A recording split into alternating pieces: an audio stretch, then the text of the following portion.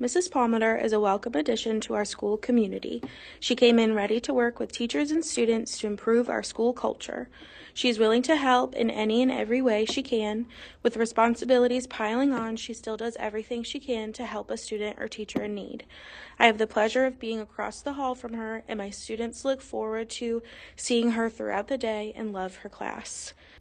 For Heather Palmeter, her job as an elementary school counselor is more than just a career.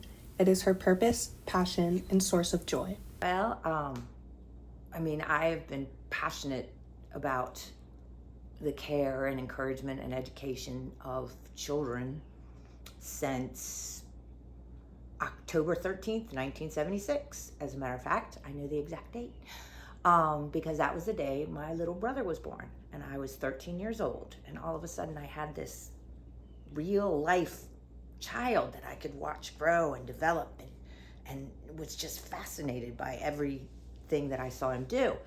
And so shortly after, or not shortly, but when he was 3 and I was 16, he went to a Montessori school. And so I followed him to said Montessori school. Back then, I thought I was just following him because he was my little brother and I wanted to keep an eye on it. But it turned out that it was a continuation of my fascination of watching children grow and develop. So I pretty much spent the first 25 years of my life, maybe 30, either being a nanny or working in a Montessori school or running an aftercare program in a Montessori school. It was then that I went back, because I had gone back and forth to school earlier, but at about 30, I went back to college, got my degree in social work because I wanted to work actually with foster care kids and adoption and do all that. Unfortunately, that was a very intense career choice, and I lasted about 2 years before I was completely burned out and just wanted to open up my own children's home and take care of the kids by myself. So then I went and talked to somebody and I said, look, I just want to work with kids. I just want to help kids, period. That. And they said, well, then you need to be a school counselor. I said, great. So I went to school, become a school counselor. And I've spent the last 22 years being a school counselor. Miss Palmeter has worked at 7 different schools in 3 different counties in her 22-year-long career, and she most recently landed in a position at Hunters Creek Elementary, where she has faced more adversity than ever before. When I first started doing this some 22 years ago, all it was focusing on kids. I saw kids by themselves. I saw them in small groups. I saw kids. But a shift happened about 5 years ago where I was in Fairfax, Virginia, and when I got here in North Carolina, where school counseling wasn't something that they could put on a report. It wasn't something they could test kids for. That wasn't something that we could prove that we were having an impact, because what we do would have an impact 5, 10, 15 years later. So they just started piling on things that they needed to be done. And somebody made the comment one time that school counselors are the junk drawer of education, where anything that you don't know where it should go, we'll just give to them.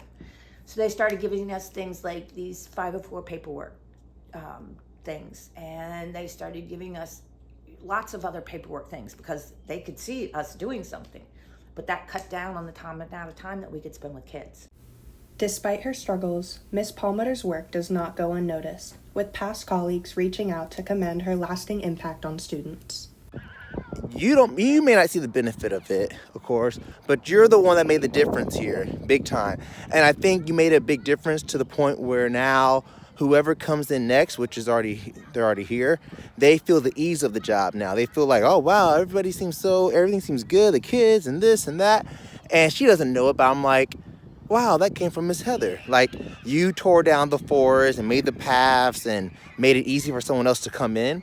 And sometimes people that do that, they don't ever get to know it. So I just want to let you know, be that messenger to let you know that you made a difference big time. So I was lucky to be, up until this school year, I've been lucky enough to be in schools where the focus was children's mental health, regardless of what else was going on. Unfortunately, I landed myself in a place where taking care of children and encouraging children and helping children is not the focus. And as a matter of fact, after 22 years of working, I have gotten 2 what you might call complaints written about me.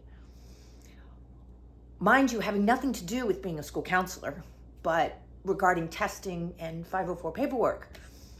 And so I'm pretty much invisible unless I'm doing what it is that they want me to do. But it's not taking care of the kids. It's other stuff. And so it gets very frustrating because, this is not just what I do. This is not how I make money. This is not whatever.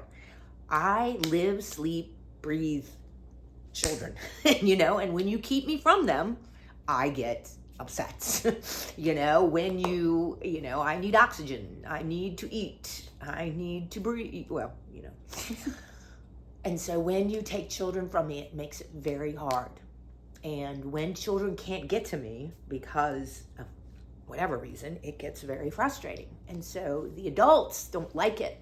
When I say, sorry, no, I'm not going to play with your papers. I need to go talk to this suicidal second grader, or I need to spend some time with this first grader whose father's in jail. They get upset. So, now I would just talk to my young daughter, who reminded me of my mentor from good gravy. Now, I met her in 1994, and she just passed away about a year ago. And my daughter said, what would Miss Minrick say right now? And she would say, just go take care of the children. So, as painful as it is, I'm going to go. I'm going to try to ignore the adults as much as possible. And I'm just going to take care of the children.